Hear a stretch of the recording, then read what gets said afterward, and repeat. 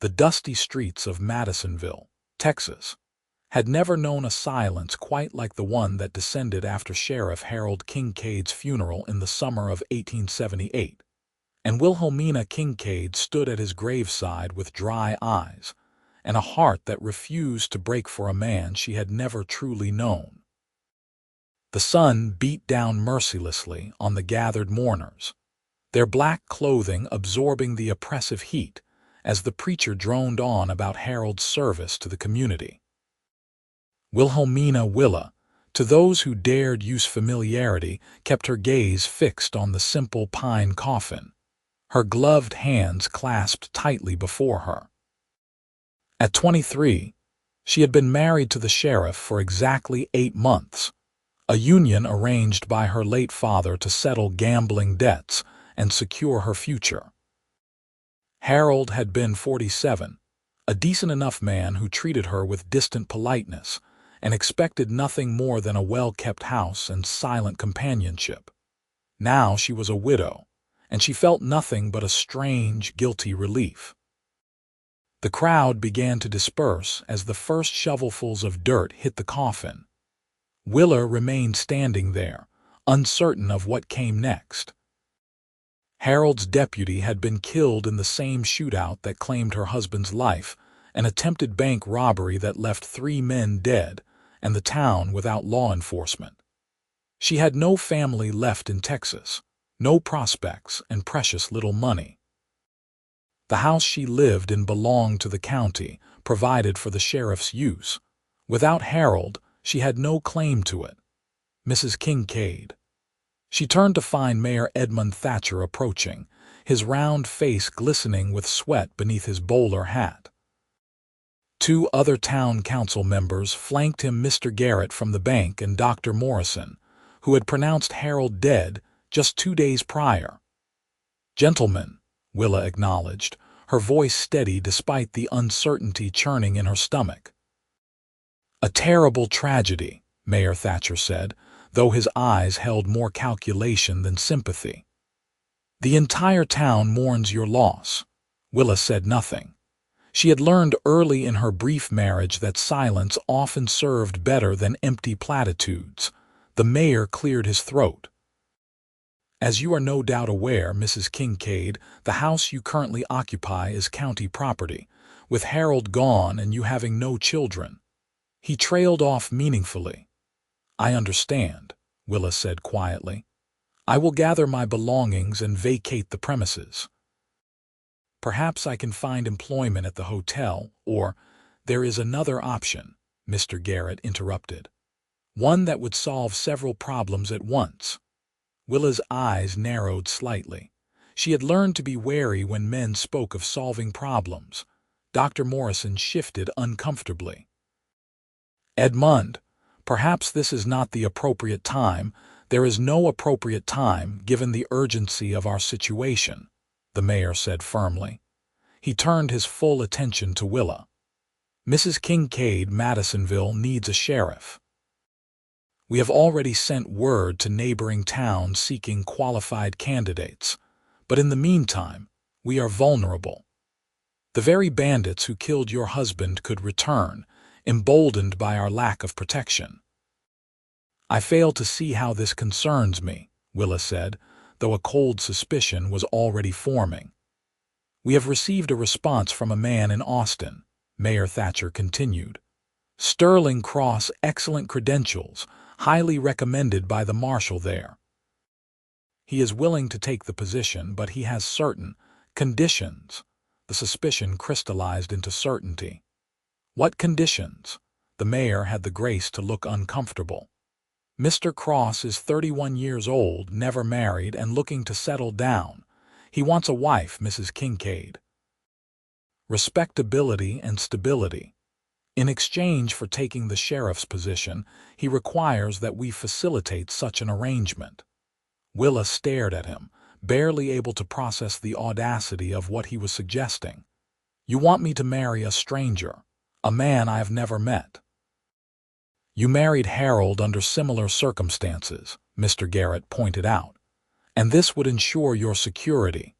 You would remain in the house, keep your position in society, and Madisonville would have the protection it desperately needs. This is unconscionable, Doctor. Morrison muttered, but he made no move to leave or stop the conversation. Willa's mind raced. She could refuse, of course. Pack her few belongings, take what little money Harold had left her, and try her luck in another town.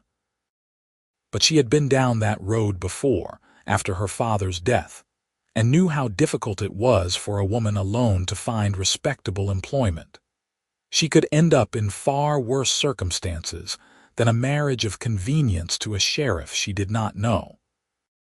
At least she had experience with that particular arrangement.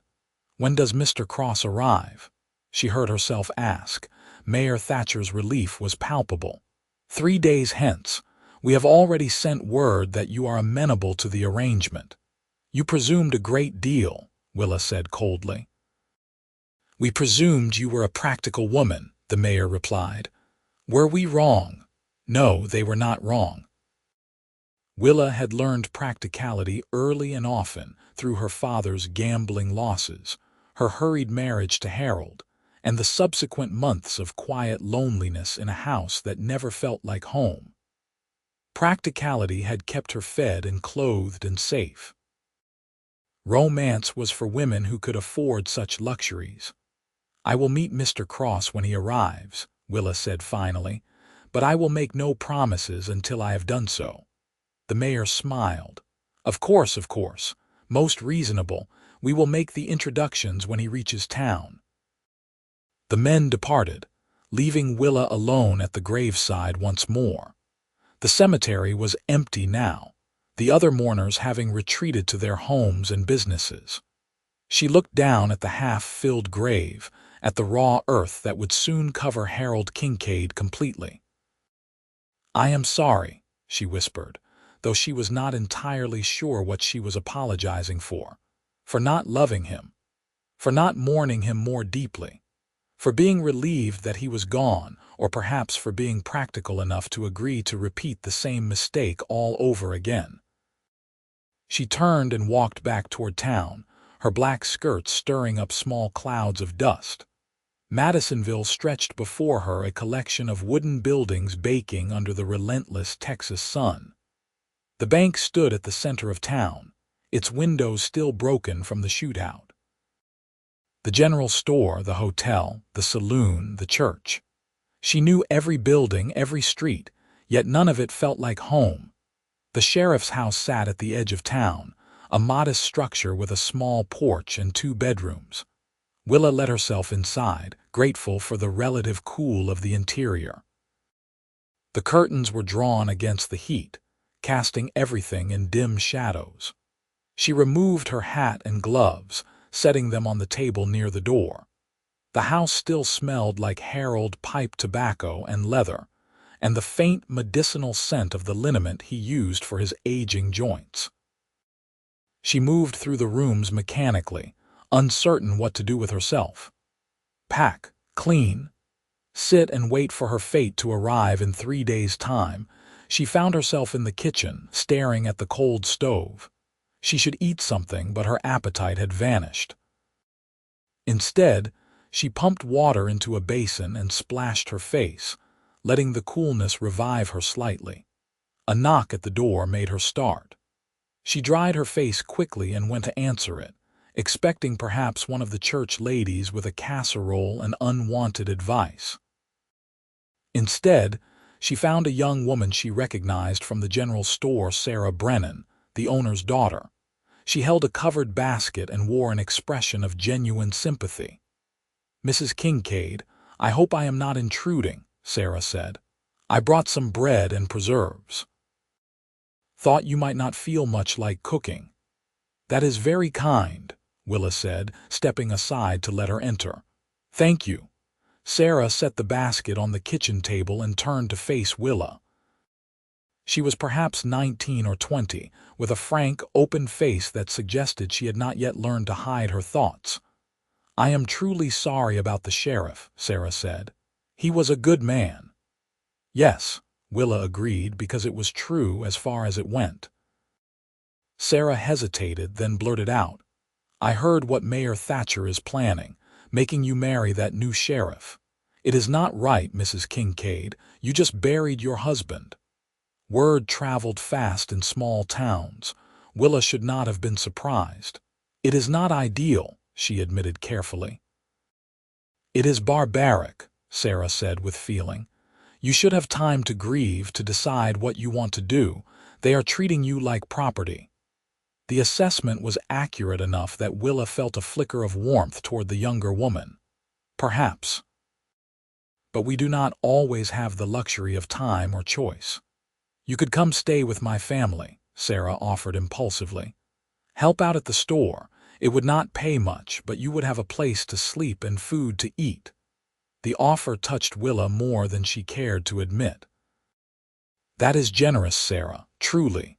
But your father has 5 children to feed already. I will not add to his burden." "You would not be a burden. I will meet this Mr. Cross," Willa interrupted gently. "And then I will decide what to do, but I appreciate your kindness more than you know." Sarah looked like she wanted to argue further, but she finally nodded. "If you need anything, anything at all, you come find me. Promise?" "I promise," Willa said. After Sarah left, Willa sat at the kitchen table and uncovered the basket. Fresh bread, still slightly warm, and 2 jars of preserved strawberry and peach. Simple gifts, but given with genuine care. She tore off a piece of bread and ate it slowly, tasting nothing. 3 days. In 3 days, she would meet Sterling Cross and learn what kind of man her practical nature had bound her to. The thought should have terrified her, but she felt only a dull resignation. She had survived one loveless marriage. She could survive another. The next 3 days passed in a strange limbo. Willa cleaned the house from top to bottom, more to occupy herself than out of any real need. The church ladies came and went with food and thinly veiled curiosity. She attended a brief meeting at the mayor's office where she was informed of the arrangement. Sterling Cross would arrive on the afternoon stage, and they would be married the following day at the courthouse. Quick and efficient, just like her first marriage. She tried to feel something about it: anxiety, anger, hope, but there was only numbness. On the 3rd day, Willa dressed carefully in a simple blue cotton dress that Harold had bought her months ago. She pinned her honey-colored hair into a neat bun at the nape of her neck and studied herself in the small mirror above the washstand. She looked pale, she thought, and older than her 23 years. There were shadows under her hazel eyes that spoke of sleepless nights and too many unanswered questions. She looked, she realized, like a woman going to meet her doom. The stage was due at 3 in the afternoon. At 2:15, Willa made her way toward the center of town. The heat was oppressive, the air thick and still. A few townsfolk nodded to her as she passed, their expressions ranging from sympathetic to curious. News of the arranged marriage had spread through Madisonville like wildfire, and she knew she was the subject of much speculation and gossip. Let them talk. She had weathered worse. Mayor Thatcher was already waiting outside the stage office, along with Mr. Garrett and Dr. Morrison. The mayor's wife, Margaret, stood with them, a thin, severe woman who had never shown Willa anything but distant politeness. "Mrs. Kincaid," the mayor greeted. "Right on time. The stage should be along any moment." Willa nodded, not trusting herself to speak. Her heart was beating faster now, a fluttering anxiety building in her chest despite her best efforts to remain calm. They waited in awkward silence. Minutes stretched like hours. Then, finally, the distant rumble of wheels and the sound of horses announced the stage's arrival. The coach rolled to a stop in a cloud of dust. The driver climbed down and began unloading luggage while passengers disembarked. An elderly couple, a traveling salesman with his sample cases, a young family with 3 small children, and then, last of all, a man stepped down from the stage. Willa's breath caught. Sterling Cross was tall, well over 6 feet, with broad shoulders and a lean, muscular build evident even beneath his travel-dusty clothes. He wore dark trousers, a white shirt rolled to the elbows, and a black vest. A gun belt sat low on his hips, the holster tied down in the manner of someone who knew how to use the weapon it held. His face was sun-bronzed and angular, with high cheekbones and a strong jaw. Dark hair fell across his forehead, and when he turned to survey the town, she saw that his eyes were in startling shade of blue-green, the color of deep water. He was, quite simply, the most handsome man Willa had ever seen, and he looked nothing like the aging lawman she had been expecting. Mayor Thatcher stepped forward eagerly. "Mr. Cross, welcome to Madisonville. I trust your journey was not too arduous." Sterling Cross turned his attention to the mayor, and Willa saw his expression was guarded, watchful. "Long but uneventful. I appreciate the opportunity, Mayor Thatcher." His voice was deep and measured, with a slight drawl that suggested time spent in different parts of Texas. There was a quality to it that commanded attention without demanding it. "Excellent, excellent. Allow me to make introductions." The mayor gestured to the assembled group. "This is Mr. Garrett from our bank and Dr. Morrison. My wife, Margaret. And this," he said, turning to Willa, "is Mrs. Wilhelmina Kincaid, the late sheriff's widow." Sterling Cross's gaze settled on Willa, and she felt the full force of his attention like a physical thing. He studied her face with an intensity that made her want to look away, but she forced herself to meet his eyes steadily. Something flickered in those remarkable eyes, surprise, perhaps, or recognition of something unexpected. He removed his hat, revealing more of that dark hair, and took a step toward her. "Mrs. Kincaid," he said quietly, "I am sorry for your loss." "Thank you," Willa managed. Her voice sounded strange to her own ears. "Perhaps we should move this conversation somewhere more comfortable," Mayor Thatcher suggested. "Mr. Cross, you must be tired and thirsty. Why do we not adjourn to my office?" Sterling nodded slowly, but his eyes remained on Willa for another long moment before he turned away. "Lead the way, Mayor."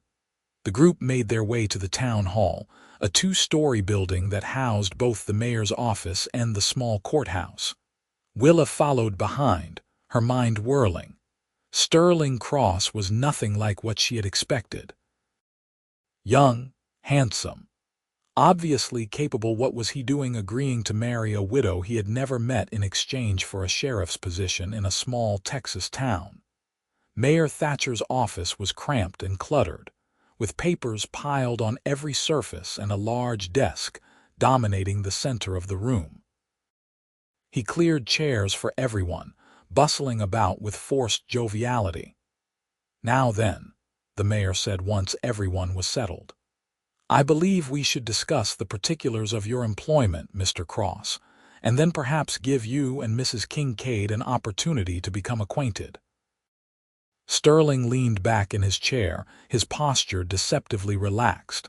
Willa noticed his hand never strayed far from his gun. "Before we proceed, Mayor, I have a question." Of course. Anything." "You wrote that you had arranged a suitable match for me, pending my acceptance and hers." "I understood the lady to be a widow looking for security." His gaze slid to Willa. "What you did not mention was how recently she became a widow." An uncomfortable silence fell over the room. Mayor Thatcher cleared his throat. "Sheriff Kincaid passed just 6 days ago." "It is tragic, but 6 days," Sterling repeated, his voice flat. "And you expect her to marry again tomorrow?" "The circumstances are unusual, I grant you," the mayor said, defensive now. "But Mrs. Kincaid is in a difficult position, and the town needs a sheriff urgently. The arrangement benefits everyone." Sterling's jaw tightened. He looked at Willa again, and this time she saw anger in his eyes, though whether it was directed at her or the mayor, she could not tell. "Mrs. Kincaid," he said directly. "Did you agree to this arrangement of your own free will?" The question surprised her. No one had asked that before. They had assumed, presumed, decided. "I agreed because the alternative was worse," Willa said honestly. "I have no family, limited resources, and no claim to the house I have been living in. Marrying again ensures my survival." "Is that free will or necessity?" "I'm not certain the distinction matters." Something in Sterling's expression shifted. The anger faded, replaced by something that might have been respect. "It matters," he said quietly. "It should always matter." "With all due respect, Mr. Cross," Mr. Garrett interjected, "these were the terms you agreed to. If you have changed your mind—" "I have not changed my mind," Sterling said, though his tone suggested he was not entirely pleased. "But I will not rush Mrs. Kincaid into anything. She deserves time to consider whether this is truly what she wants." "We do not have time," Mayor Thatcher protested. The town needs a sheriff," Sterling interrupted, "and I am here. I will take the position regardless of the marriage arrangement. Give Mrs. Kincaid 2 weeks to decide if she wishes to proceed with this marriage. If she does, we will wed then. If not, I will serve as sheriff without that particular condition being met." The mayor's face flushed an unbecoming red. "That was not our agreement, Mr. Cross." "Then consider the agreement amended," Sterling said calmly. "I will not force a grieving widow into marriage for the sake of your town's peace of mind." Willa stared at him, unable to quite believe what she was hearing. He was giving her a choice, an actual choice. "When was the last time anyone had done that, Mrs. Kincaid?" Sterling said, turning to her once more. "Would 2 weeks be sufficient time for you to decide what you wish to do?" Willa faltered, overwhelmed by the unexpected turn of events. Yes, that would be sufficient."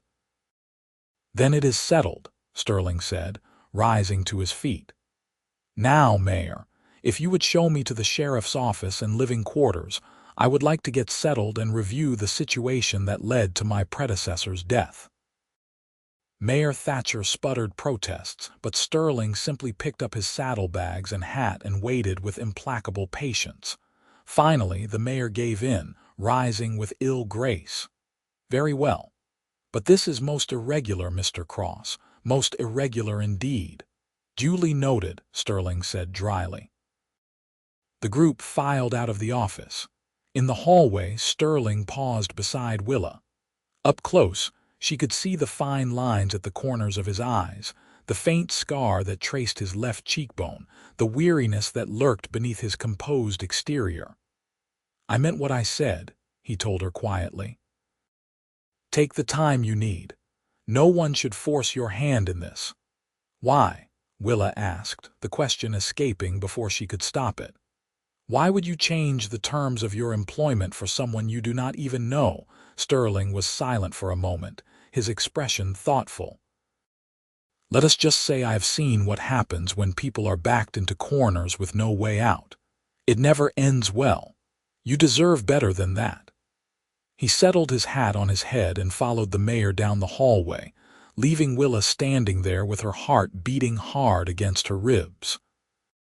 For the first time in longer than she could remember, she felt something other than numb resignation.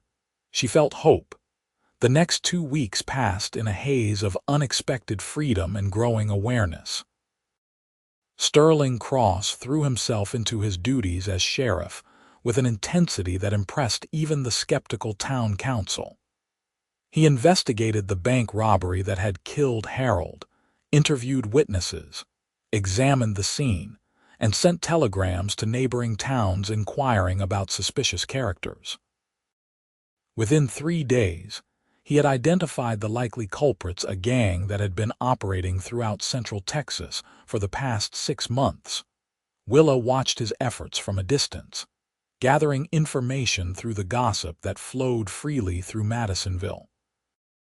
The general consensus seemed to be that the new sheriff was competent, professional, and notably different from his predecessor. Where Harold had been content to maintain basic order and let larger investigations go to the marshal's office, Sterling pursued justice with relentless determination. He also kept his word about giving Willa space. He did not call on her, did not pressure her for an answer, did not even seek her out in passing. For the first time since Harold's death, she had time to simply breathe and think. On the 5th day after Sterling's arrival, Sarah Brennan invited Willa to tea at the hotel. They sat in the modest dining room, surrounded by potted plants and lace curtains, and Sarah immediately leaned forward with barely contained excitement. "You have to tell me everything," Sarah said. "Is it true that the new sheriff gave you 2 weeks to decide about the marriage? That is so romantic." Willa nearly choked on her tea. "Romantic? Sarah, there is nothing romantic about any of this. Are you joking? A handsome stranger rides into town, refuses to force you into marriage, gives you time to decide, Willa. That is practically from a dime novel." "Dime novels are fiction for a reason," Willa said dryly. But she could not quite suppress a small smile. Sarah studied her with knowing eyes. "You like him.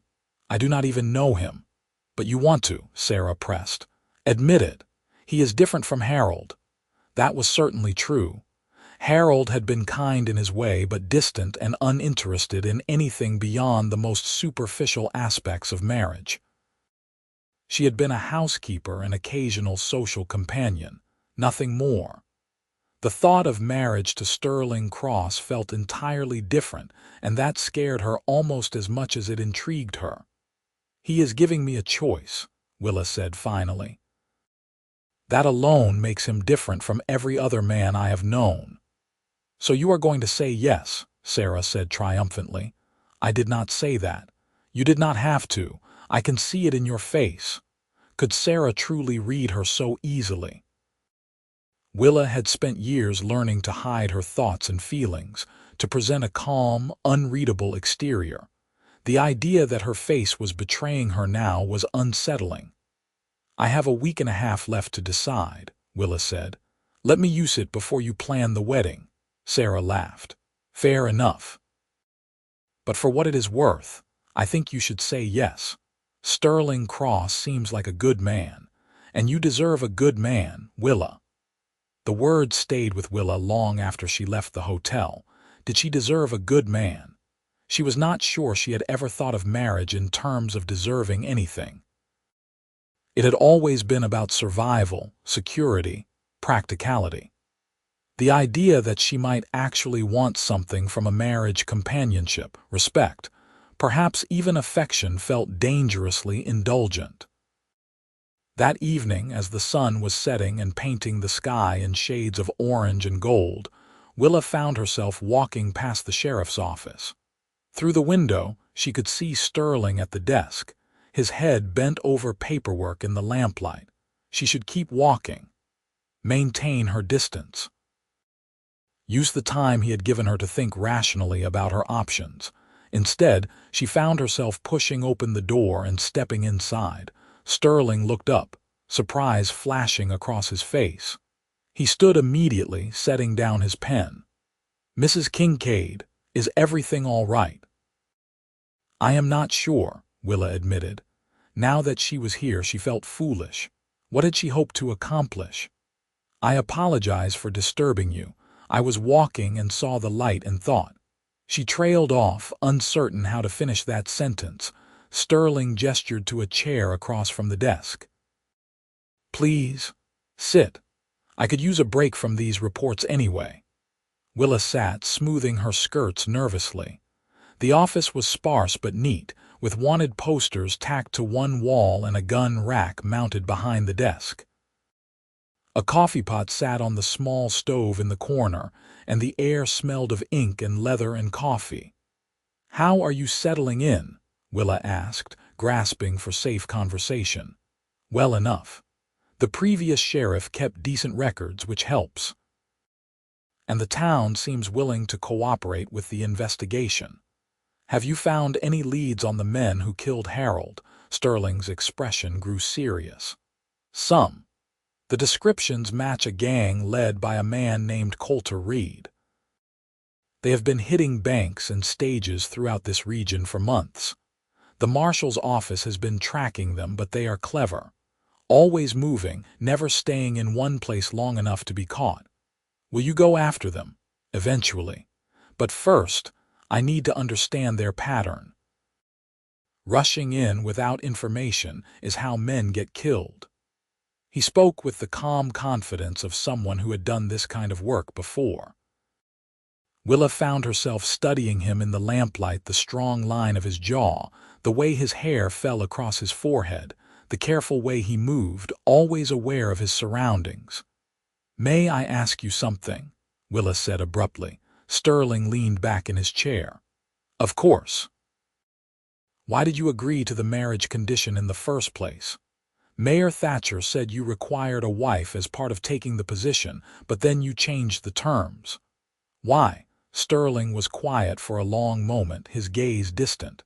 "It is complicated." "I have time," Willa said softly.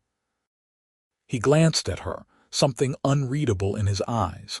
Then he sighed and ran a hand through his hair. "I have been a lawman for 9 years, Mrs. Kincaid. Started as a deputy in Austin when I was 22. I have seen a lot of violence, a lot of death.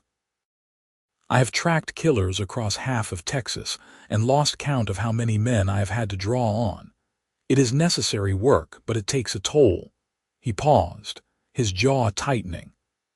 "About 6 months ago, I was involved in a shootout with a gang of rustlers outside San Antonio.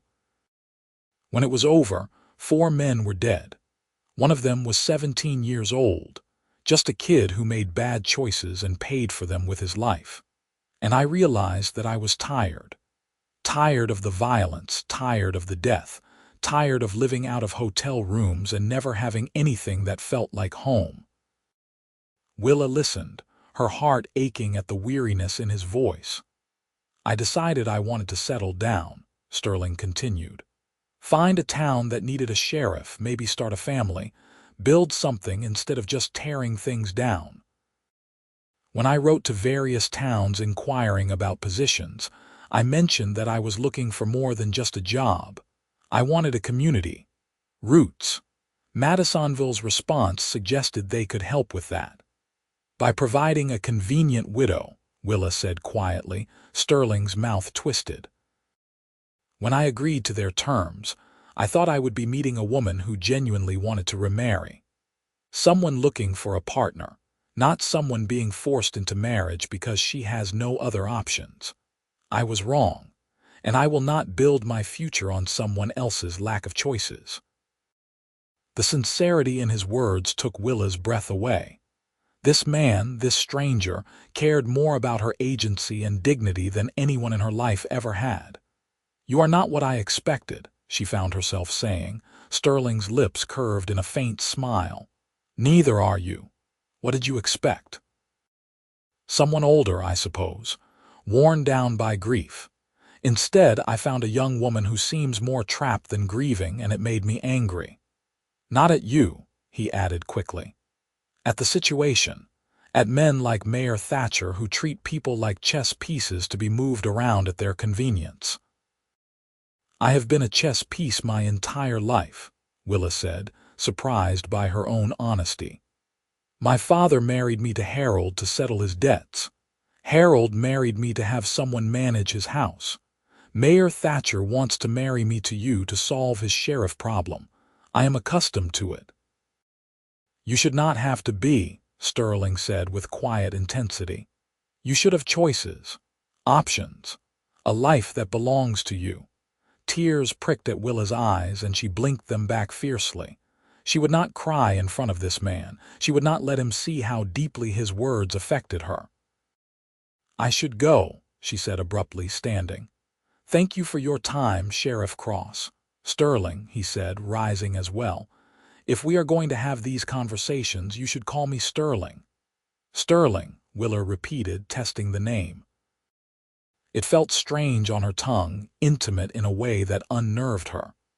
"Then you should call me Willa." Willa, he said, and something in the way he said her name made her shiver.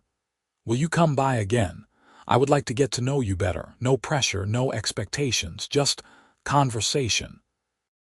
She should say no, should maintain her distance and decide rationally whether marrying this man was the right choice, but she found herself nodding. Yes, I would like that. His smile transformed his face, lighting up those remarkable eyes. Tomorrow evening, then. I will make sure I have better coffee than this swill I have been drinking. Willa laughed, a sound that felt rusty and unfamiliar. Tomorrow evening, she agreed. She left the office feeling lighter than she had in years. The night air was cool against her flushed cheeks, and the stars overhead seemed brighter than usual. As she walked back to the house, she allowed herself to imagine, just for a moment, what it might be like to marry Sterling Cross, not out of obligation or necessity, but because she wanted to. The thought was terrifying and exhilarating in equal measure. Over the next week, Willa found herself drawn to the sheriff's office nearly every evening. What began as brief visits stretched into long conversations that ranged across every topic imaginable. Sterling told her about his childhood on a small ranch outside Austin, about learning to shoot from his father and to track from an Apache friend of the family. He spoke of his years as a lawman, the cases he had solved and the ones that still haunted him. He had a dry sense of humor that surprised her and a thoughtfulness that drew her in. In turn, Willa found herself opening up in ways she never had with Harold. She told Sterling about her mother's death when she was 12, about her father's subsequent spiral into gambling and drink. She described the years of uncertainty, never knowing if they would have enough money for food, constantly moving from town to town as her father chased the next big win that never came. She even told him about the night her father had informed her she was to marry Sheriff Kincaid, presenting it as an opportunity when they both knew it was a transaction. Sterling listened to all of it with an attention that made her feel truly seen for the first time in her life. He did not offer empty sympathy or try to minimize her experiences. He simply listened and understood, and that meant more than she could express. On the 8th evening, as they sat in the office drinking the improved coffee Sterling had promised, he asked her a question that had clearly been on his mind. What was your marriage to Harold like? Willa considered her answer carefully. Lonely, she said finally. He was not cruel. He never raised his voice or his hand to me. He provided for my material needs, but there was no connection, no warmth. We lived in the same house like polite strangers. Some days we barely spoke beyond what was necessary. Sterling's jaw tightened. That is no way to live. It was better than some alternatives, Willa said. I have seen how some men treat their wives. Harold's indifference was preferable to active cruelty. The bar should be higher than not actively cruel, Sterling said with feeling. Marriage should be a partnership. Mutual respect, shared goals, genuine care for each other's well-being. Is that what you want? Willa asked. From marriage, Sterling met her gaze steadily. Yes, I have no interest in a trophy or a housekeeper or someone who simply tolerates my presence. I want a partner. Someone I can talk to, laugh with, build a life alongside. Someone who wants to be there. That is a rare thing to find, Willa said softly. Maybe not as rare as you think. His eyes held hers, and the air between them seemed to thicken with unspoken words. Willa's heart raced. They were treading into dangerous territory now, moving beyond simple conversation into something that felt charged with possibility. Sterling, she began, but he held up a hand. You still have 2 days before your decision is due, he said quietly. I do not want to pressure you, Willa. Take the time you need. But Willa realized she had already decided. Somewhere between their first conversation and this moment, her choice had solidified. Sterling Cross was offering her something she had never expected: to have a marriage based on mutual respect and genuine interest in each other. He saw her not as a problem to be solved or a commodity to be traded, but as a person with her own thoughts and feelings and worth.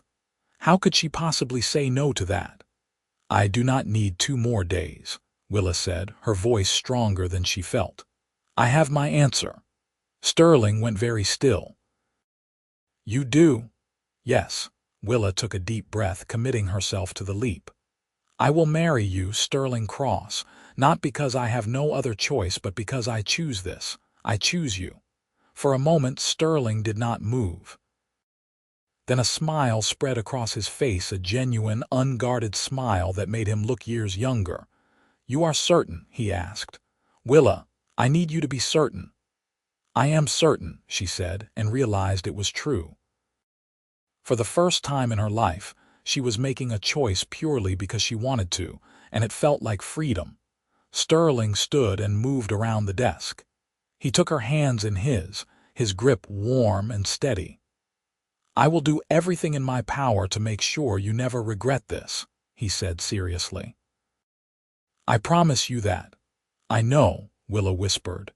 They stood there, hands clasped, gazes locked. The moment stretched between them, heavy with promise and possibility.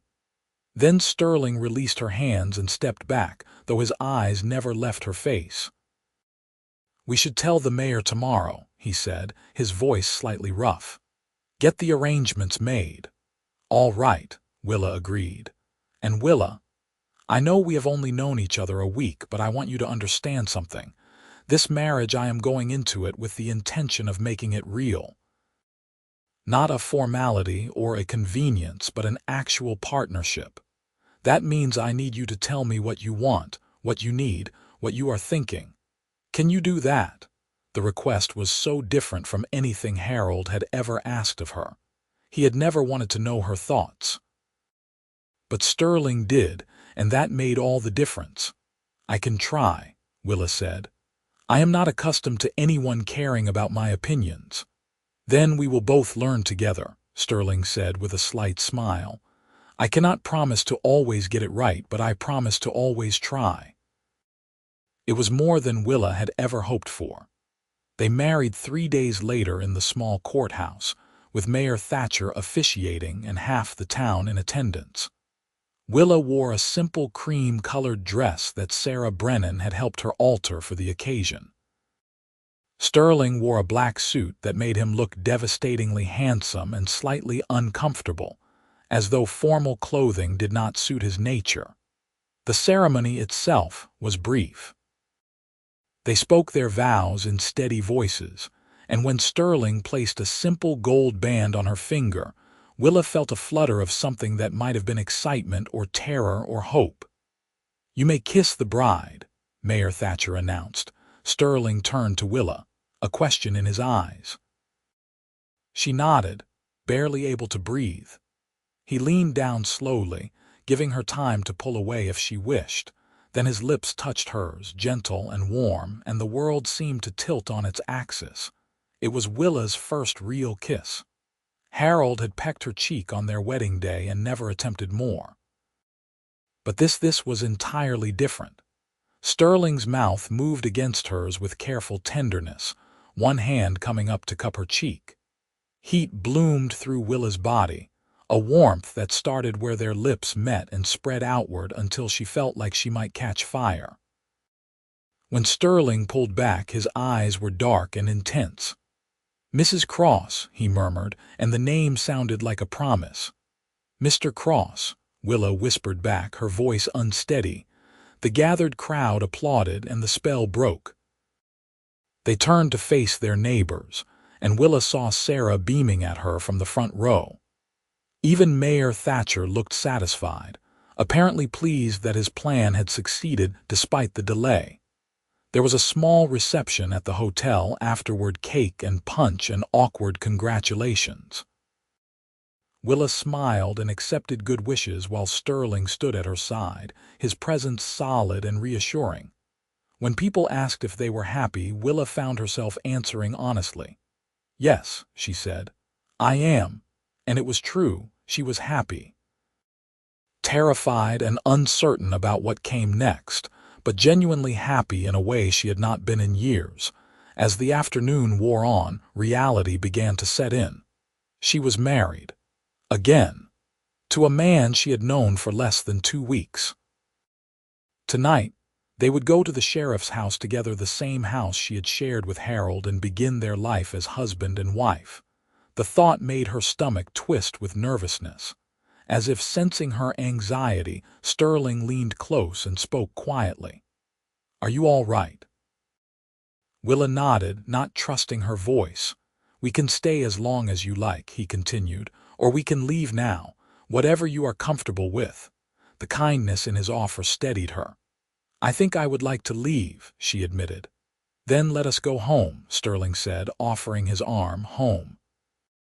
The word carried new weight now. They made their excuses to the mayor and slipped away while the reception was still in full swing. The walk to the house felt longer than usual, each step bringing them closer to the reality of their new situation. The sun was beginning to set, casting long shadows across the dusty streets. When they reached the house, Sterling opened the door and gestured for Willa to enter first. She stepped inside, seeing the familiar space with new eyes.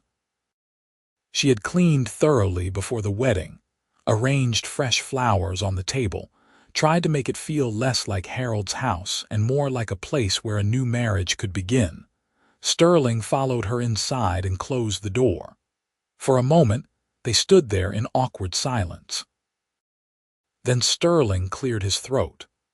"Willa, I want you to know that I have no expectations for tonight, or any night until you are ready. This marriage may be legal, but I am not going to rush you into anything you are not comfortable with."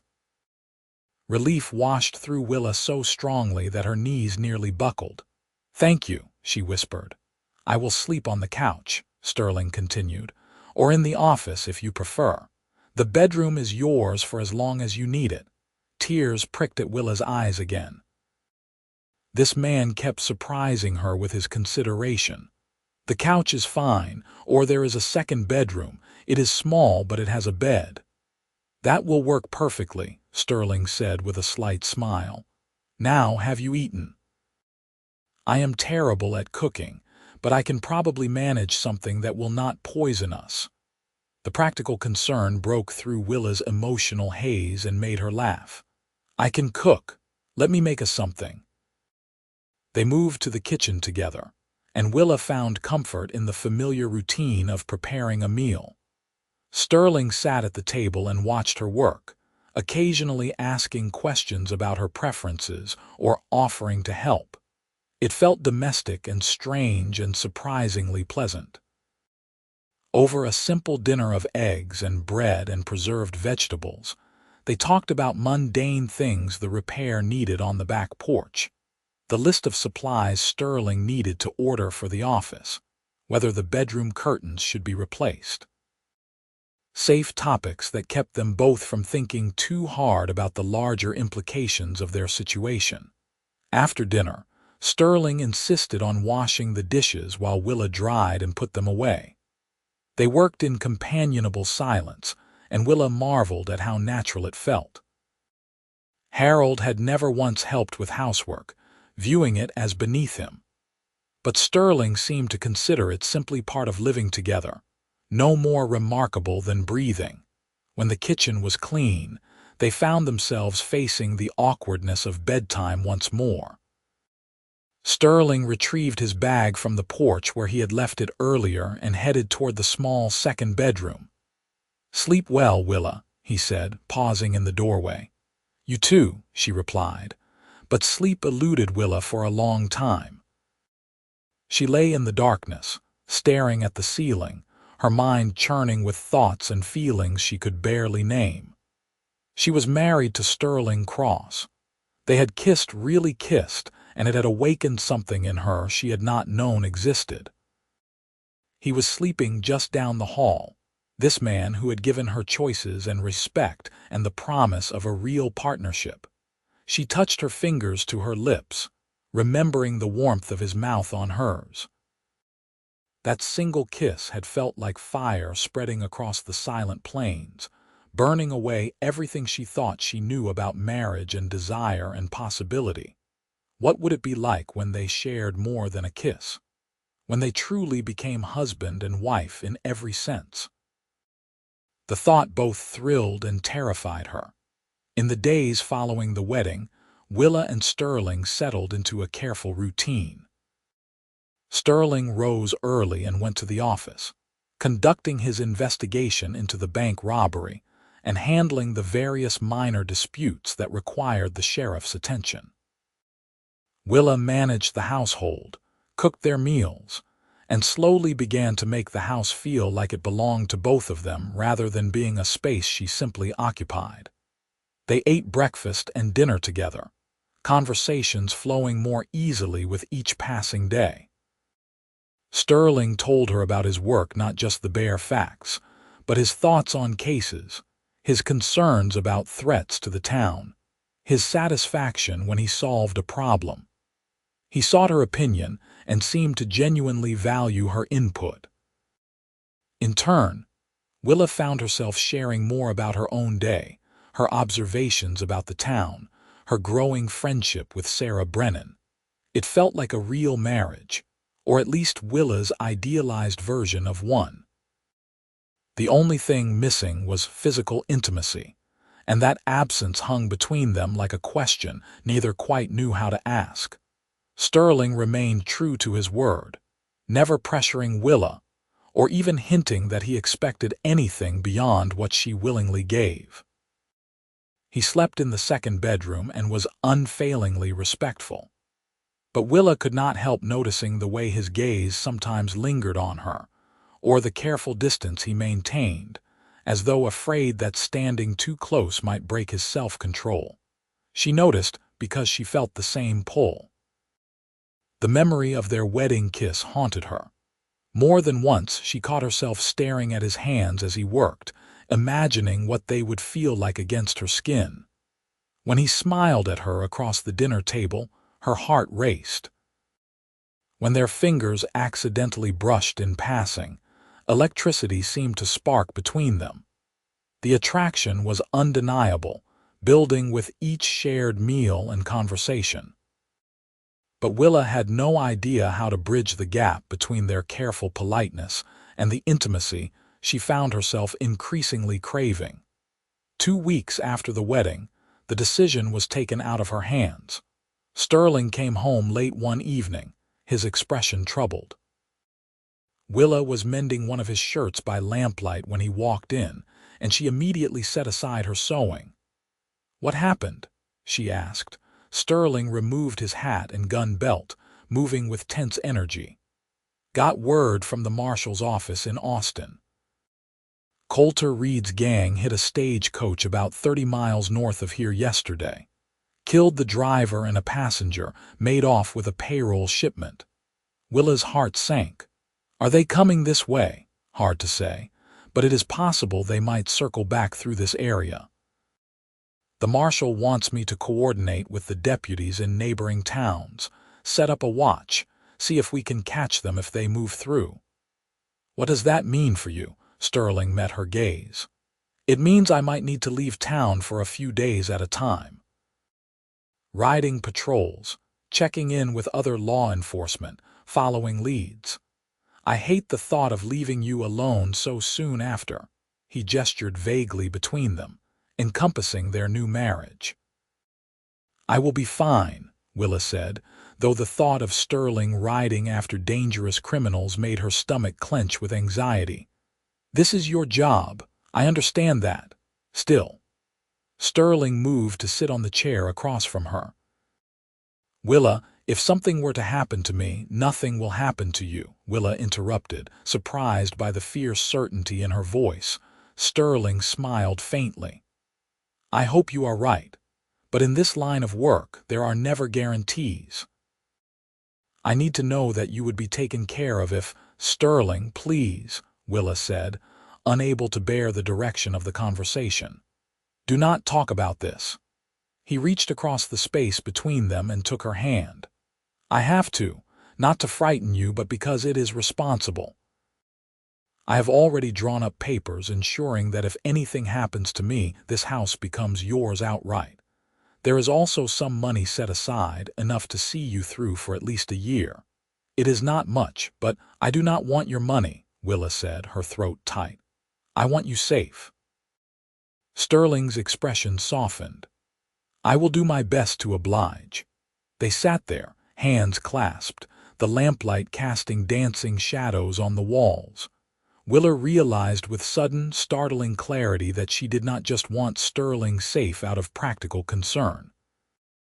She wanted him safe because the thought of losing him, this man she had known for less than a month, felt unbearable. When had that happened? When had he become so important to her? Sterling, she said softly, I need to tell you something. What is it? Willa took a deep breath, gathering her courage. I have been thinking about our marriage, about what you said on our wedding night about having no expectations. Sterling went very still. Yes, I appreciate your patience, your respect. But I would like, she stumbled over the words, face burning. Willa, Sterling said gently. Whatever you want to say, you can say it. I do not want you to sleep in the second bedroom anymore, Willa blurted out. I want us to be truly married, in every way. Sterling's eyes widened. Willa, are you certain? I do not want you to feel obligated. I am not saying this out of obligation, Willa interrupted. I am saying it because I want to. Because when you kissed me at our wedding, it felt like something inside me caught fire. Because I find myself thinking about you constantly. Because the idea of you leaving to chase dangerous criminals without knowing what we could be together, it feels wrong. I do not want to wait anymore, Sterling. I want to be your wife. Completely. Sterling stood abruptly, pulling her to her feet with him. His hands framed her face, and the intensity in his eyes made her breath catch. Willa Kincaid Cross, he said, his voice rough with emotion. You are the most remarkable woman I have ever met. And if you are certain about this, then I swear to you I will spend the rest of my life making sure you never regret it. I am certain, Willa whispered. Sterling kissed her then, and it was nothing like the chaste kiss they had shared at their wedding. This kiss was fierce and hungry, full of all the restrained desire they had been carefully banking for weeks. His mouth moved against hers with barely controlled passion, and Willa responded with equal fervor, her hands clutching at his shoulders. When they finally broke apart, both breathing hard, Sterling rested his forehead against hers. I want to do this right, he murmured. I know Harold was not. I know you have not. I have not, Willa confirmed, understanding what he was trying to say. Harold never touched me beyond a polite kiss on the cheek when we wed. He had no interest in that aspect of marriage. Something dark flashed in Sterling's eyes. Then I will do everything I can to make this good for you, to make you feel cherished. You deserve that, Willa. Tears pricked at her eyes for perhaps the 100th time since meeting this man. I trust you, she said simply. Sterling kissed her again, slower this time, savoring. Then he took her hand and led her toward the bedroom they would finally share. What happened next was tender and sometimes awkward, as first times often are. Sterling was patient and attentive, constantly checking to make sure Willa was comfortable, that she wanted to continue. He kissed away her nervousness and took his time, making her feel treasured and desired in ways she had never imagined. When it was over, and they lay tangled together in the darkness, Willa felt transformed. The fire Sterling's kiss had ignited had indeed set the silent plains ablaze, burning away her old life and leaving something new and precious in its place. Are you all right? Sterling asked, stroking her hair gently. I am more than all right, Willa said, her voice full of wonder. I never knew it could be like that. Sterling pulled her closer, pressing a kiss to her forehead. Neither did I, he admitted. I have been with women before, but it was never this. Feels different. Special. Because we care about each other, Willa said. Because this is more than just physical. Yes, Sterling agreed. Exactly that. They lay in comfortable silence for a while, simply holding each other. Then Sterling spoke again, his voice serious. Willa, I need to leave tomorrow to start coordinating with the other towns about the Reed gang. I could be gone 3 or 4 days. Willa's contentment evaporated, replaced by worry. I thought we would have more time. So did I. But the marshal's wire made it clear this cannot wait. The longer we give Reed to operate unchallenged, the more people will die. I understand. And she did, even though she hated it. Promise me you will be careful. I promise, Sterling said. And I will come back to you. I have too much to live for now to take unnecessary risks. They made love again, slower and sweeter, memorizing each other with hands and mouths and whispered words. When they finally drifted off to sleep, Willa felt as though she had found something she had not even known she was searching for, a place where she belonged. A person who saw and valued her, a love that felt real and solid and true. She just hoped Sterling would return safely so they could build on this fragile, precious beginning. Sterling left at dawn, saddling his horse while Willa packed food for his journey. They stood together on the porch in the gray pre-dawn light, reluctant to separate. 4 days, Sterling said. 5 at most. I will send word if it looks like being longer. All right, Willa said, trying to keep the worry from her voice. Sterling kissed her thoroughly, a kiss full of promise and longing. I will miss you. I will miss you too, Willa said. Come back safe. Always, Sterling promised. She watched him ride away, his tall figure growing smaller in the distance until he disappeared entirely. Then she went back inside the too-quiet house and tried to figure out how to fill the days until his return. The first day passed slowly. Willa cleaned, cooked, visited with Sarah at the general store, and tried not to think about Sterling riding into danger. The second day was harder. Every gunshot in the distance made her jump. Every rider approaching town made her heart race, hoping it was Sterling returning early. On the third day, Sarah invited Willa to help out at the store, and the activity helped distract her. They spent hours organizing inventory and serving customers, and Sarah kept up a steady stream of cheerful conversation that kept Willa's darker thoughts at bay. You are really in love with him, Sarah observed as they were closing up that evening. Willa looked up, startled. What, Sheriff Cross? You are in love with him. I can see it all over your face. Was she in love? Willa turned the question over in her mind. She cared for Sterling deeply, worried about his safety, treasured their conversations and the intimacy they had shared. She found him attractive and honorable and kind. When she imagined her future, he was inextricably woven into it. I think I might be, Willa admitted, the realization both thrilling and terrifying. Sarah smiled. I am so happy for you, Willa. You deserve to be loved. I do not know if he loves me, Willa said. We have not spoken those words. Give it time, Sarah advised. But I have seen the way he looks at you. I would bet everything I own that he is already halfway there, if not further. The possibility filled Willa with warmth.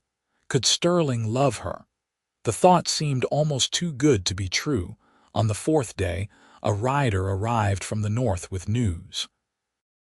Coulter Reed's gang had been spotted near a town called Huntsville, about 50 miles away. Sterling and the other lawmen were closing in. There had been an exchange of gunfire, but no casualties among the law officers.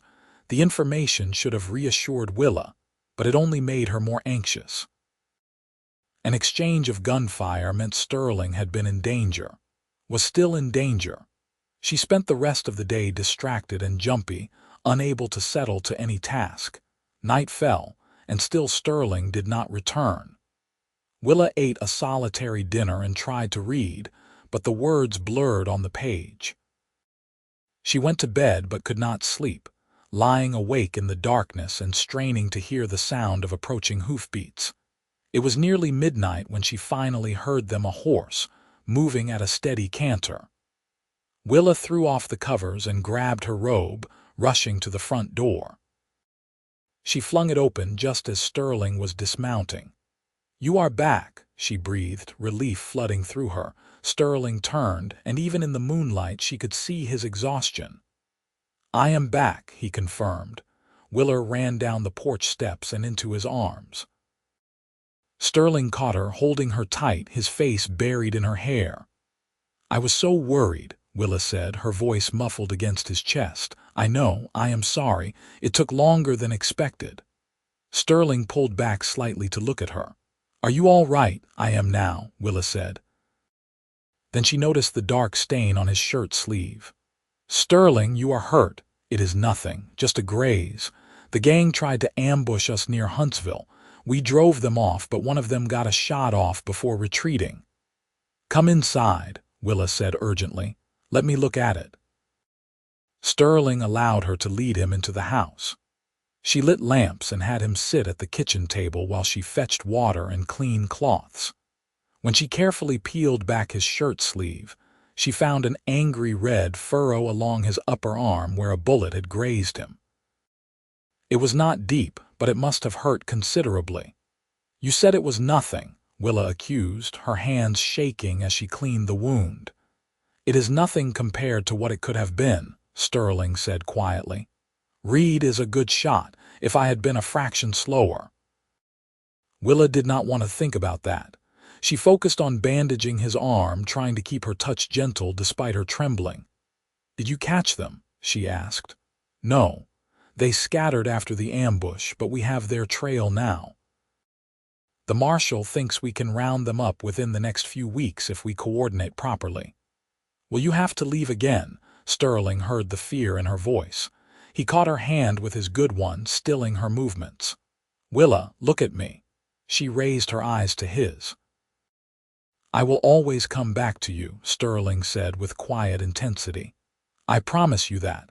I have never had a reason to be careful before, but I do now. You are that reason." Tears spilled down Willa's cheeks. "I was so afraid." When the rider came with news of the shooting, all I could think was that I might never see you again, that I might have lost you before we even had a real chance. Sterling stood and pulled her into his arms, mindful of his injured one. "You have not lost me. I am right here." "I love you," Willa whispered, the words tumbling out before she could stop them. "I know it is too soon and maybe I should not say it, but I do. I love you, Sterling." Sterling went utterly still. Then he tipped her face up to his eyes blazing with emotion. "It is not too soon." "And I love you too, Willa. I think I started falling for you that first day when you stood in the mayor's office and refused to be intimidated by any of us. You were so strong and honest and real. I have been in love with you for weeks." "Truly?" Willa asked, hardly daring to believe it. "Truly," Sterling confirmed. Then he kissed her, and Willa tasted the truth of it on his lips. They made their way to the bedroom, helping each other undress, careful of Sterling's injury. They came together with a desperate tenderness, celebrating the fact that they were both alive and together and in love. Afterwards, they lay entwined, speaking quietly in the darkness. "I want a life with you," Sterling said. "A real life. Children, if you want them, growing old together. Building something that lasts." "I want that too," Willa said. "I never thought I could have it, but with you it feels possible." "More than possible," Sterling said. "Inevitable." They talked long into the night, making plans and sharing dreams. Sterling told her he wanted to stay in Madisonville, to be part of the community rather than a wandering lawman. Willa confessed that she had always wanted children but had been terrified of bringing them into a loveless marriage. Now, with Sterling, the idea filled her with joy rather than fear. When they finally slept, it was with their bodies curled together and their hearts full of hope. Over the following weeks, life settled into a rhythm that felt almost normal. Sterling coordinated with other lawmen to track the Reed gang, but he made sure to spend most nights at home with Willa. The wound on his arm healed cleanly, leaving only a faint scar. Their love deepened with each passing day, growing from the initial spark into something solid and enduring. Willa continued to help out at the general store a few days a week, enjoying both the work and Sarah's friendship. Sterling became a respected figure in town, known for his fairness and competence. They attended church on Sundays, had dinner with the mayor and other town leaders, and slowly built a network of friends and connections. 2 months after their wedding, Sterling came home with news. "They caught Reed," he announced. "The marshal cornered him and his gang near San Antonio. There was a shootout. Reed is dead along with 2 of his men. The rest are in custody." Willa felt a weight lift from her shoulders. "It is over. It is over," Sterling confirmed. "No more long patrols chasing them. No more looking over my shoulder wondering if they will strike here again. We can just just live," Willa repeated, savoring the words. "I like the sound of that." That night they celebrated with a simple dinner and quiet conversation. As they sat on the porch watching the sunset paint the Texas sky in shades of orange and gold, Sterling took Willa's hand. "I have been thinking," he said, "about the future, about what we want to build here." "What have you been thinking?" Willa asked. "I want to buy some land outside of town." "Not much, just a few acres, enough for a small house, maybe a garden and some chickens. Somewhere that is truly ours, not county property." "Would you like that?" Willa's heart swelled. "A place of their own, built from the ground up." "I would love that." "It will take time to save up enough money," Sterling continued, "but I think in a year or 2 we could manage it, start our family properly." "Our family," Willa said softly, placing her free hand over her stomach. "Sterling, I think that might be happening sooner than you expect." Sterling's eyes went wide. "Willa, are you saying I am about 6 weeks late?" Willa said, barely able to contain her smile. "I was not certain at first, but I have been queasy in the mornings and my body feels different. I think I am pregnant." Sterling let out a whoop of joy and pulled her into his arms, spinning her around until they were both laughing and dizzy. When he finally set her down, his eyes were suspiciously bright. "A baby," he said wonderingly. "We are going to have a baby. Are you happy?"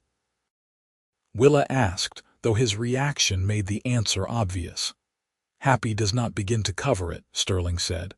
"Willa, you have given me everything I ever wanted. A home, a purpose, a love I never expected to find, and now a child. I do not have words for how grateful I am." "I am the grateful one," Willa said. "You gave me choices when no one else would. You saw me as a person, not a problem. You loved me when I did not think I was worthy of love." "You have always been worthy," Sterling said fiercely. "Always." They stood together on the porch, wrapped in each other's arms, watching the stars emerge one by one in the darkening sky. The silent plains stretched around them, vast and beautiful and full of possibility. Willa thought about how much had changed in just a few short months. She had gone from a widow with no prospects to a woman with a husband who loved her, a child on the way, and a future bright with promise. The fire Sterling's kiss had ignited that first day had burned through all her old fears and doubts, leaving space for something new to grow. "I love you," she whispered. "I love you too," Sterling said. Today, tomorrow, and every day after that, the pregnancy progressed smoothly. Dr. Morrison confirmed what Willa already knew and predicted the baby would arrive in late March of 1879. Willa bloomed with the changes in her body, and Sterling was attentive to the point of being comically overprotective. He insisted she rest more, eat better, avoid any strenuous activity. Willa tolerated his hovering with amused patience, touched by his concern even when it became excessive. As winter settled over Madisonville, Sterling made good on his promise to start saving for their land. They lived frugally, setting aside every spare dollar. The town council, pleased with Sterling's work, gave him a small raise that helped considerably. By Christmas, they had saved nearly a third of what they would need. Christmas Day was quiet but joyful. They attended morning service at the church, then returned home for a simple meal. Sterling had secretly commissioned a rocking chair from the local carpenter, and Willa's face when she saw it brought tears to both their eyes. "For when the baby comes," Sterling explained unnecessarily. "I thought you might like to have somewhere comfortable to sit with them." Willa sat in the chair, testing the smooth glide of the rockers. "It is perfect," she said. "Thank you." Sterling knelt beside the chair and placed his hand on her swelling belly. The baby had started moving recently, little flutters that amazed them both. As if on cue, there was a tiny kick against Sterling's palm. His face lit up with wonder. "Did you feel that?" he asked. "I feel it," Willa said, covering his hand with hers. "Our little one is greeting their father." They sat like that for a long time, marveling at the life growing between them. As January turned to February, Sterling received word that the trial for Coulter Reed's surviving gang members had concluded. All had been found guilty and sentenced to lengthy prison terms. Justice had been served, and that chapter was finally, truly closed. February brought a cold snap that was unusual for Central Texas. The normally mild winter turned harsh, with freezing rain and even a brief snowfall that delighted the town's children and worried the farmers. Willa spent more time indoors, working on baby clothes and blankets with Sarah's help and instruction. Sarah had become one of her closest friends, visiting often and bringing news and gossip from town. "You are absolutely glowing," Sarah said one afternoon as they sat together sewing. "Pregnancy suits you." "I feel good," Willa admitted. "Better than I ever have, really. Even with the discomfort, I am happy." "It shows," Sarah said with a smile. "You and the sheriff are like something from a storybook. The way he looks at you, every woman in town is jealous." Willa laughed. "I doubt that. It is true. You started with such unusual circumstances, and now you are the picture of a happy marriage. It gives people hope, I think." The comment made Willa thoughtful. She supposed they were rather unusual, the widow forced to remarry, who ended up falling genuinely in love with her new husband. It did sound like a story when put that way. But it was her life, her reality, and she treasured every moment of it. March arrived with warmer weather and the first hints of spring. Willa's belly had grown large and round, and the baby's movements were now strong enough that Sterling could sometimes see them from the outside, a foot or elbow pressing against her skin. They spent evenings talking to the baby, Sterling's deep voice reading aloud from books or newspapers, while Willa rested with his hand on her stomach. "Do you think it will be a boy or a girl?" Sterling asked one evening. "I do not know," Willa said. "Do you have a preference?" "None at all. As long as they are healthy and you come through the birth safely, I will be grateful." "I will be fine," Willa assured him, though she knew childbirth carried risks. Dr. Morrison had examined her regularly and pronounced everything normal, but there were never guarantees. 2 weeks before her due date, Willa woke in the middle of the night with a tight, cramping pain across her belly. She lay still, waiting to see if it would pass. Instead, another pain came, stronger than the first. "Sterling," she said, shaking his shoulder. "Sterling, wake up." He came awake instantly, alert. "What is wrong?" "I think the baby is coming." Sterling was out of bed in an instant, pulling on clothes with fumbling fingers.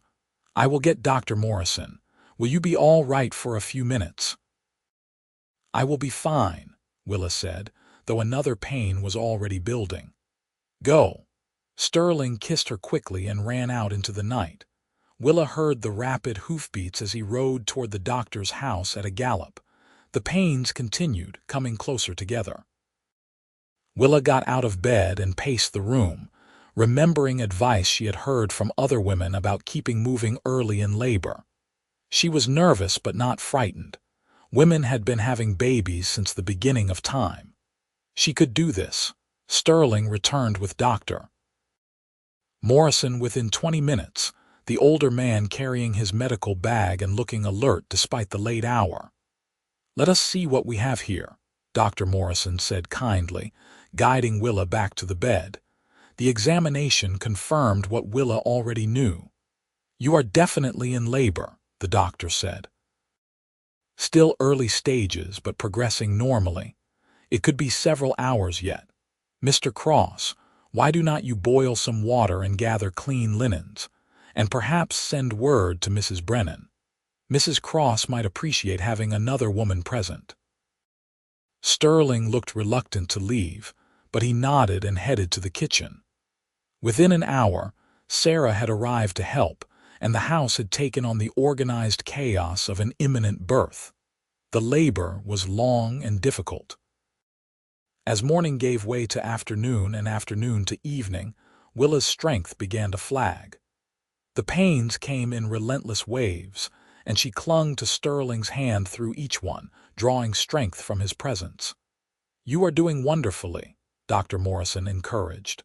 "Not much longer now." Finally, as the sun was setting on March 23, 1879, Willa gave one final, exhausting push and felt the baby slip free. A moment of silence, then a lusty cry filled the room. "It is a girl," Dr. Morrison announced, holding up the squalling infant. "A beautiful, healthy girl." Tears streamed down Willa's face as the doctor cleaned and wrapped the baby, then placed her in Willa's arms. She was tiny and red and perfect, with a shock of dark hair and eyes that seemed to already be focusing on her mother's face. Sterling, who had been standing at the bedside looking pale and anxious, let out a shaky breath. "She is beautiful," he whispered, "just like her mother." "Do you want to hold her?" Willa asked. Sterling took the baby with careful reverence, cradling her against his chest. The infant quieted at his touch, seeming to recognize her father's voice. Sterling looked down at his daughter with an expression of such pure love and wonder that Willa's heart felt like it might burst. "Hello, little one," Sterling said softly. "Welcome to the world. I am your father, and I promise to love and protect you every day of your life." The baby made a small sound, and Sterling laughed, the sound rich with joy. Dr. Morrison finished attending to Willa and packed up his bag. "Everything looks good. Get some rest, both of you. Mrs. Brennan, perhaps you could stay for a few hours to help with anything they need." "Of course," Sarah said, wiping her own eyes. "I would be happy to." After the doctor left, the three of them remained in the room, Sterling sitting on the edge of the bed still holding the baby, Willa propped up on pillows, and Sarah bustling quietly about tidying up. "Have you thought of a name?" Sarah asked. Willa and Sterling exchanged glances. They had discussed names but never quite decided. "What do you think?" Sterling asked Willa. Willa looked at her daughter's tiny face. "I like Caroline. It was my mother's name." "Caroline Cross," Sterling said, testing it out. "I like that. Caroline Grace Cross, Grace for her middle name." Willa asked. "Because she is our Grace," Sterling said simply. "The blessing we never expected but are so grateful for." "Caroline Grace Cross," Willa repeated. "Perfect." Sarah departed after a few hours, leaving the new family alone. Sterling carefully transferred baby Caroline to Willa so she could feed, then sat beside them on the bed, one arm around his wife and the other hand gently stroking his daughter's soft hair. "I never imagined I could be this happy," Sterling said quietly. 6 months ago, I was just a tired lawman looking for a place to settle. Now I have you and Caroline, and a life that feels more real than anything I have ever known." "I never imagined any of this," Willa admitted. When Harold died, I thought my life was essentially over. That I would remarry out of necessity and spend another decade or more just surviving. But then you came and you gave me choices. You gave me love. You gave me this. She gestured to encompass the three of them, this little family they had created. We gave each other this, Sterling corrected. You chose to take a chance on me too, Willa. That mattered. It still matters. Caroline finished eating and fell asleep in Willa's arms. They sat together in the lamplight, watching their daughter sleep, both overwhelmed by the love they felt. I want to buy that land as soon as possible, Sterling said. I want to build Caroline a house where she can grow up. A real home. She has a real home right here, Willa said, because we are together. But yes, I would like that too, our own place. They talked quietly about the future, the house they would build, the garden Willa wanted to plant, the horse Sterling planned to teach Caroline to ride when she was older. They spoke of siblings for Caroline, of Christmases and birthdays and all the small moments that would make up their life together. Eventually, Willa's exhaustion caught up with her, and her eyes began to drift closed. Sterling took Caroline and settled her in the cradle he had built weeks ago, then helped Willa get comfortable. He stretched out beside her on the bed, pulling her close. "Thank you," Sterling whispered. "For what?" Willa asked sleepily. "For choosing me, for loving me, for giving me this family. For being the bravest, strongest woman I have ever known." "Thank you for seeing me," Willa said, "for making me believe I deserved more than just survival." "You deserve everything," Sterling said, "and I intend to spend the rest of my life making sure you have it." The months following Caroline's birth were exhausting and wonderful in equal measure. Willa adapted to motherhood with help from Sarah and the other women in town. Sterling was a devoted father, spending every moment he could with his daughter. He would walk her around the house when she was fussy, sing to her in his deep voice, and stare at her for long stretches as though he could not quite believe she was real. Caroline thrived, growing plump and healthy. She had Sterling's blue-green eyes and Willa's honey-colored hair, and her smiles lit up every room. The entire town seemed to dote on her, with townspeople frequently stopping by with small gifts or offers to help. By summer, Sterling and Willa had saved enough to purchase 5 acres of land about a mile outside of town. It had a small creek running through one corner and a stand of oak trees that would provide shade. They spent weekends walking the property, planning where the house would go, where the garden would be planted, where Caroline might one day have a swing. Sterling hired a crew to start building in September. The house would be modest, but well-made 2 bedrooms to start, with room to add more as their family grew. A large kitchen because Willa loved to cook. A wide porch where they could sit on summer evenings. In November, the bank robbery anniversary passed with little fanfare. It had been a full year since Harold's death, and Willa found herself reflecting on how much had changed. She thought of Harold with a kind of distant sympathy now, sad that he had never known real love or connection in his life. She hoped he was at peace. But mostly, she thought about Sterling and how one unexpected choice had altered the entire trajectory of her existence. The house was finished in late December, just before Christmas. Sterling insisted on carrying both Willa and Caroline over the threshold, which made Willa laugh and Caroline squeal with delight. They spent that first night in their new home wrapped in blankets on the floor, since the furniture had not yet been moved, telling Caroline stories about all the memories they would make here. Over the next few years, those memories accumulated beautifully. Caroline grew into a bright, curious toddler who followed her father everywhere and helped her mother in the garden. In 1881, Willa gave birth to a son they named Samuel, after Sterling's father. Caroline was initially jealous of the attention her baby brother received, but she quickly became his fiercest protector. Sterling continued working as sheriff, earning the respect and trust of everyone in Madisonville and the surrounding area. He was known as fair but firm, someone who would exhaust every option before resorting to violence, but who could be depended upon to protect the innocent.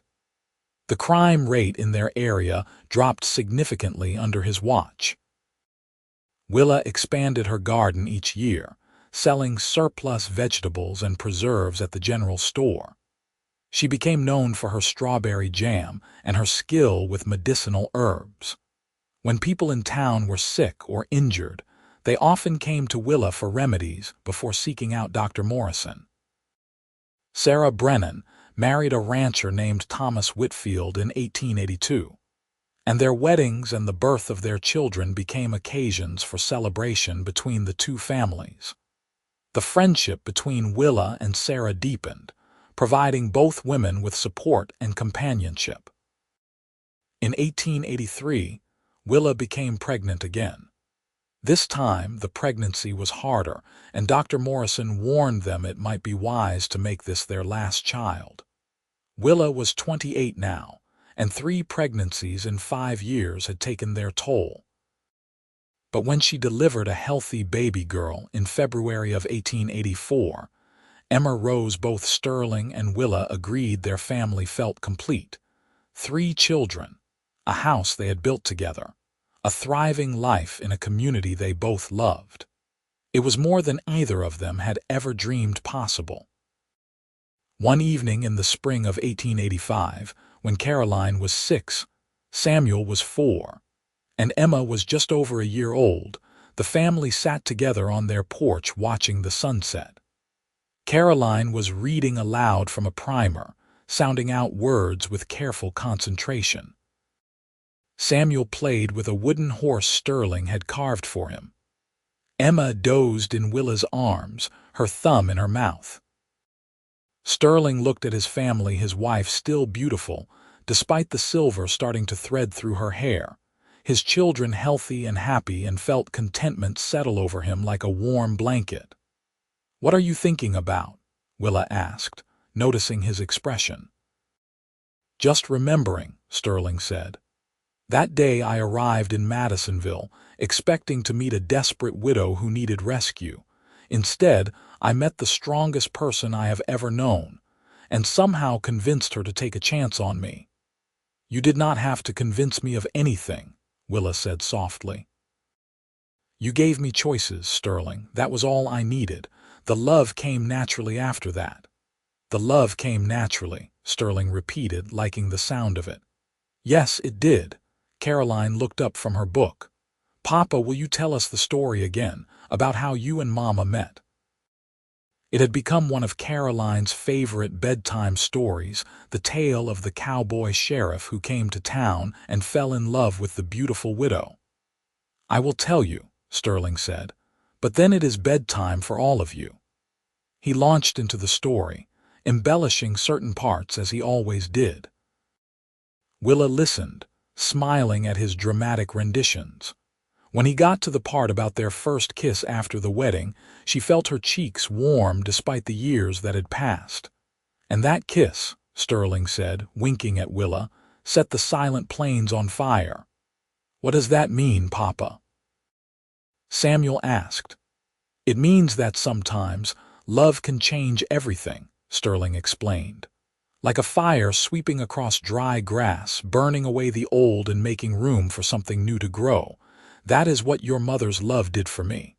And Papa's love did for me," Willa added. "We saved each other, in a way." The children accepted this explanation with the easy faith of youth. They had never known anything but a loving home, parents who cherished each other, a life filled with warmth and security. They took it for granted in the way children should. After tucking the children into bed, Caroline and Emma sharing one room, Samuel in the other, Sterling and Willa returned to the porch. The stars were emerging now, brilliant against the darkening sky. Sterling pulled Willa close, and she rested her head on his shoulder. You ever regret it?" Sterling asked. "Agreeing to marry me. Not for a single moment," Willa said firmly. "Do you regret coming to Madisonville?" "It was the best decision I ever made," Sterling said. "Even when I thought I was just accepting a job, fate had other plans." "I do not believe in fate," Willa said. "I believe in choices. You chose to give me time. I chose to take a chance. We both chose to be honest with each other, to build something real. That was not fate. That was us." Sterling kissed the top of her head. "Then I am grateful for the choices we made. For every day that brought us to this moment." They sat together in comfortable silence, holding each other as they had so many times before. The house behind them was full of sleeping children and the accumulated treasures of their years together. The land around them was theirs, earned through hard work and careful saving. The future stretched ahead, unknown but no longer frightening. "I love you, Willa Cross," Sterling said. "More today than yesterday, but not as much as tomorrow." "I love you too," Willa said. "Today, tomorrow, and all the days after that." The years continued to roll forward, bringing their share of challenges and triumphs. Sterling dealt with occasional outbursts of trouble: cattle rustlers, bar fights, the odd drifter causing problems. But nothing as serious as the Reed gang, and he always came home safe to his family. Willa's garden expanded until it covered nearly half an acre. She taught Caroline how to tend plants and preserve food, passing down knowledge the way her own mother had. Samuel showed an early aptitude for horses and spent hours helping Sterling in the small stable they had built. Emma was still too young to have defined interests, but she showed signs of being artistic, always drawing or arranging flowers in interesting patterns. In 1888, when Caroline was 9 and starting to help at the general store after school, a young family moved to Madisonville. The husband, James Parker, had come to start a ranch on land he had inherited from an uncle. His wife, Elizabeth, was pregnant with their first child and seemed overwhelmed by the prospect of frontier life. Willa befriended Elizabeth immediately, remembering what it felt like to be alone and uncertain. She brought food, offered advice, and was present when Elizabeth gave birth to a healthy baby boy in December. The Parkers became close family friends, further enriching the web of relationships that made Madisonville feel like home. Sterling was re-elected sheriff every term without opposition. The town council repeatedly tried to raise his salary, but Sterling usually declined, saying they paid him fairly. He cared more about the work than the money, about keeping their community safe and helping people when they needed it. On their 10th wedding anniversary in October of 1888, Sterling surprised Willa by closing the sheriff's office for the entire day, something he had never done before. He arranged for Sarah to watch the children, then took Willa on a picnic to the creek on their property. They sat on a blanket in the dappled shade of the oak trees, eating cold chicken and fresh bread and talking about nothing and everything. Sterling had grown a bit heavier with the years of good cooking and settled life, with threads of silver appearing in his dark hair. Willa had laugh lines at the corners of her eyes and a few strands of gray that she refused to worry about. They were both in their 30s now, no longer the young people who had married a decade ago, but the love between them had only deepened. 10 years, Sterling said, marveling. Sometimes it feels like yesterday that I stepped off that stage and saw you for the first time. And sometimes it feels like we have always been together, Willa said. I can barely remember what my life was like before you. Quiet and lonely, Sterling said. At least, that is how you described it. And yours was full of violence and rootlessness, Willa reminded him. Look at how far we have both come. Sterling lay back on the blanket, pulling Willa down beside him. They looked up through the leaves at the blue sky beyond, their hands clasped between them, I want you to know something, Sterling said seriously. These 10 years with you have been the best of my life. The work I have done as sheriff, the children we have raised, the home we have built, none of it would mean anything without you beside me. You made me want to be better, to do better. You gave me a reason to wake up every morning grateful for another day. Willa turned on her side to face him, her eyes bright with unshed tears. You saved my life, Sterling. Maybe not in the dramatic way you save people as sheriff, but in every way that matters. You gave me back my dignity, my hope, my belief that I could be loved for who I am, not just what I could provide. That is a gift I can never fully repay. You repay it every day, Sterling said. With your love, your partnership, your strength, with the family we have built and the life we share. I am the lucky one, Willa. We are both lucky, Willa said. Lucky we found each other. Lucky the mayor's scheme actually worked out for the best. Lucky that we chose to see possibility instead of just obligation. Sterling pulled her close and kissed her, sweet and slow. Even after 10 years, Willa still felt that spark, the fire that had first ignited with their wedding kiss and never quite burned out. Want to know a secret? Sterling murmured against her lips. Always. I think I started falling in love with you before we even really spoke. When I saw you standing there in your morning dress with that expression on your face, trapped but not broken, resigned but not defeated, something in me just knew. This woman is extraordinary. If she will have me, I will do everything in my power to deserve her. You deserved me from the moment you gave me a choice, Willa said.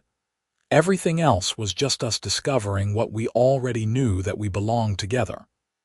They spent the rest of the afternoon at the creek, talking and laughing and simply being together. When the sun began to sink toward the horizon, they packed up their picnic and walked hand in hand back to the house. The children ambushed them as soon as they walked through the door, all three talking at once about their day with Aunt Sarah. Sterling scooped up Emma while Caroline and Samuel competed for attention. Willa watched her family with a full heart, grateful for every chaotic, beautiful moment. This was what she had needed when she stood at Harold's graveside all those years ago. Not another husband, but a partner. Not another arrangement, but a choice. Not survival, but life. Sterling had given her that, and she had given it right back to him. The fire their first kiss had started still burned brightly, warming them through the cold nights and lighting their way forward. It had consumed the loneliness and fear and uncertainty, leaving only love and joy and belonging in its wake. The silent plains had indeed caught fire, and from those flames, something beautiful had grown. In the years that followed, the Cross family continued to thrive. Caroline grew into a smart, capable young woman who eventually took over managing the general store when Mr. Brennan retired. Samuel became a talented horseman and started a small breeding operation on land adjacent to his parents' property. Emma discovered a gift for teaching and opened a small school in Madisonville, educating the children of farmers and ranchers who could not easily travel to larger towns. Sterling served as sheriff until 1902, when he finally retired at the age of 55. He had given over 2 decades of his life to keeping Madisonville safe, and the town honored him with a celebration that brought tears to his eyes. A young deputy he had trained, Mark Sutton, a good man with a strong sense of justice, took over the position. Willa continued her garden work well into her 60s, though she eventually had to accept help from her children and grandchildren. Her preserves were still the best in 3 counties, and people came from miles around to buy them. They had 7 grandchildren by 1905, 3 from Caroline, 2 from Samuel, and 2 from Emma. The house that had once seemed too large with just Sterling and Willa now felt perfectly sized for the regular family gatherings. On a warm evening in May of 1908, As Sterling and Willa sat on their porch watching yet another sunset, Sterling took his wife's hand. "Willa Cross," he said, using the full name he only employed when he was being particularly serious. "We have been married for 30 years. "I know," Willa said, smiling. "I was there for all of them." 30 years, Sterling repeated, "and I have loved you for every minute of every day, even when you were being stubborn about accepting help in the garden. Even when you insisted on staying up all night with sick children when I told you to rest. Even when you burned that roast so badly we had to throw it out and eat bread and cheese for dinner." "That happened once," Willa protested, laughing. "Once in 30 years. "My point," Sterling said, his eyes twinkling, "is that I love you, all of you. Every stubborn, beautiful, infuriating, wonderful part of you. And if I had it to do over again, if I could go back to that day I stepped off the stage in Madisonville, I would not change a single thing." "Not even the getting shot part?" Willa asked. "Because I would definitely change that if I could." "Not even that," Sterling said firmly, "because it all led here.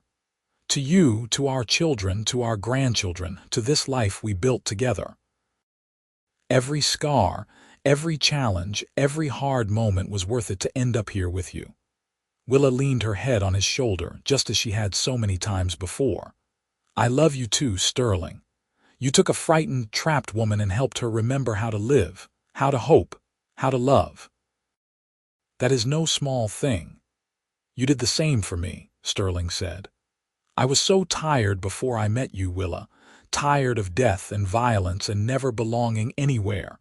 You gave me a home, not just this house, but a place in the world where I fit. Where I mattered beyond my ability to use a gun or track criminals.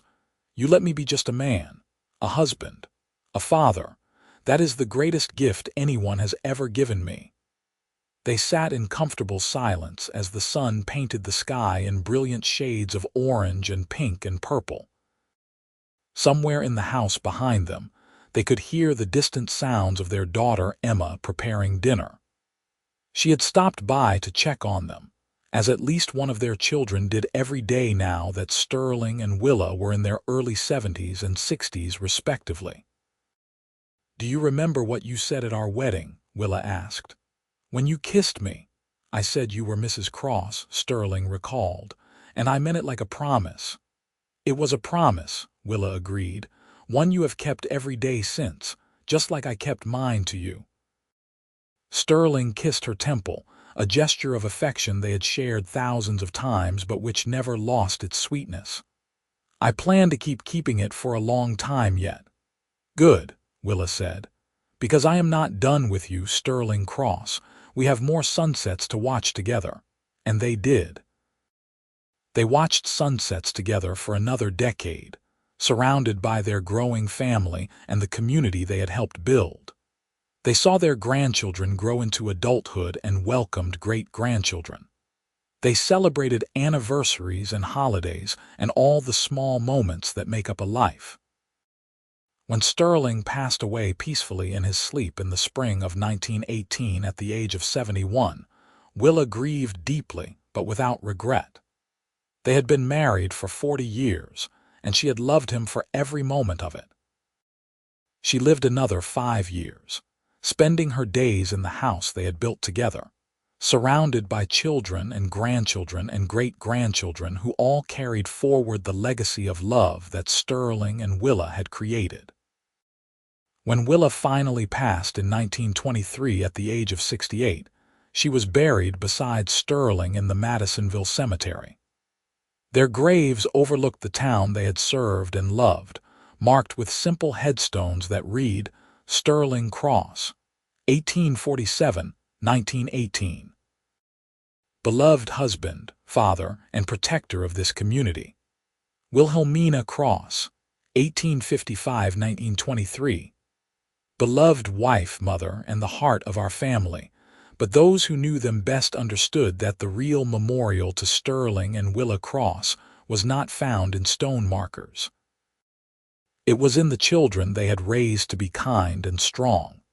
in the grandchildren who carried their names and their values, in the town that still remembered Sheriff Cross's fairness and Mrs. Cross's generosity, in the story that was told and retold of the widow who was forced to wed the sheriff, and the cowboy whose first kiss set the silent plains on fire.